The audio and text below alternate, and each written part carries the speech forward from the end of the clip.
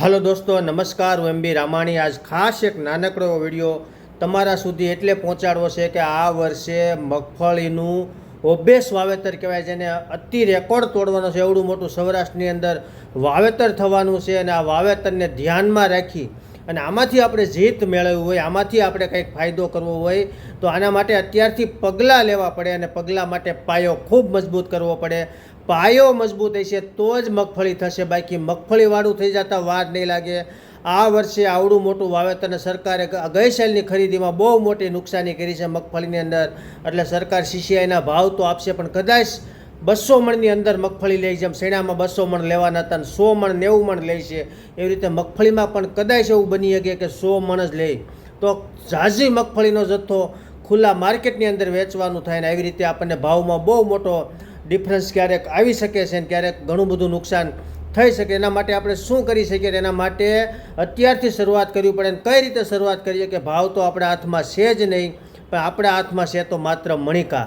તો મણિકા કઈ રીતે કરવા તેના માટે પાયો મજબૂત કરવો પડે. પાયાની અંદર સારું વ્યવસ્થિત ખાતર નાખવું પડે, જેમ કે સિંગલ સુપર ફોસ્ફેટ 25 કિલો, 12 32 16 10 થી 12 કિલો અને સાથે નાગાર્જુના કંપનીનું ટ્રેક્સર. આટલી વસ્તુ તમે પાયામાં આપશો એટલે મગફળી કે કપાસ હોય એને લગતો સંપૂર્ણ આહાર જેને કહેવાય, જેમાં nitrogen, phosphorus, potash plus organic carbon plus magnesium, zinc, boron, molybdenum, calcium ને તમામ સૂક્ષ્મ તત્વો એની અંદર એડ મળી જશે. ખૂબ સારું પાયાનું ખાતર બની જશે અને આ ખાતર સાથે તમે કામ કરશો એટલે વધુમાં વધુ જે આપણે મણિકા કરવા છે, મણિકાની એક જે આપણે વધુ મણિકા થાય છે. આજ બીજા ખેડૂત સાલી મણ 50 મણ લગી મગફળી કરે છે. લેવલે કામ કરવા માટે આ ખાતરનો જથ્થો બહુ જ મહત્ત્વનો છે. તો આ ખાતરની વાત થઈ. સારી કંપનીનું સારું બીજ લેવાનું છે અને બિયારણને સારો પટ મારવાનો છે. પટ મારવાનું હજી પણ તમને કહું છું, પટ મારવાનું ન ભૂલતા, બહુ લોકલ પટ ન મારતા, સારો પટ મારજો. કારણ કે જ્યારે મુંડા આવશે, મસી આવશે, ગળો આવશે ત્યારે તમને પટ જ બચાવશે, બાકી કોઈ બચાવશે નહીં.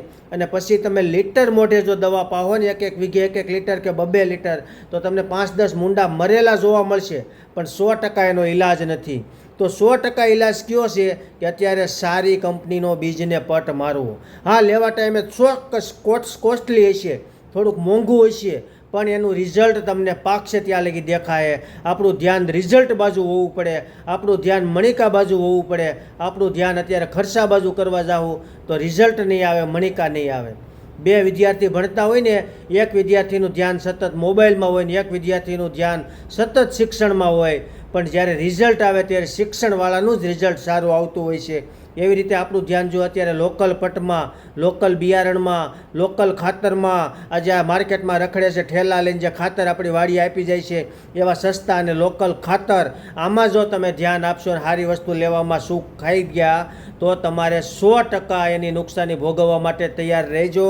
કારણ કે ઘણા બધા ખેડૂત 50 મણ લગી મગફળી કરે છે. આપણે 50 નથી કરવી, આપણે સાલી નથી કરવી, પણ આપણે 30+ મગફળી કરવી પડે. અને જો સારી મગફળી થાય તો જ તમને ફાયદો થાય. મગફળી ડાઉન થાય તમને ફાયદો નહીં થાય. એના માટે અત્યારથી તૈયારી કરવી પડે. પાયો મજબૂત હશે તો તમારું 80% કામ અહીંયા પતી જશે. માત્ર પછી તમારે સારી કંપનીના ફૂગનાશક મારવાના છે, થોડાક એક ગ્રોથ પ્રમોટર જે ગ્રોથને રેગ્યુલેટર કહેવાય, ગ્રોથ રેગ્યુલેટર કહેવાય, કે માંડવીના ગ્રોથને અંકુશમાં રાખે અને વધુમાં વધુ ફ્લાવરિંગ લાગે. બસ આવા 1-2 રાઉન્ડ મારવાના છે અને સારા માઇક્રોન્યુટ્રન્સ ઉપરથી આપવાના છે. બાકી મેઇન જથ્થો પાયામાં આપવાનો છે.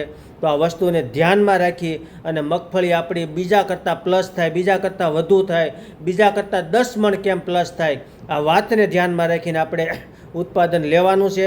એના માટે પાયો મહત્ત્વનો છે. અત્યારે કદાચ તમને થોડો ખર્ચો વધુ લાગશે, પણ એના માટે તમારે અતિ મહત્ત્વની જો કોઈ વસ્તુ હોય તો એ સારું પટ, સારું બિયારણ અને પાયાનું ખાતર, આટલી વસ્તુ મેનેજમેન્ટથી કામ કરજો. ખૂબ સારું રિઝલ્ટ આવશે. એથી વિશેષ કોઈને કંઈ આના વિશે જાણવું હોય તો મારો નંબર છે 97 237 74 451. અસ્તુ. જય ભારત.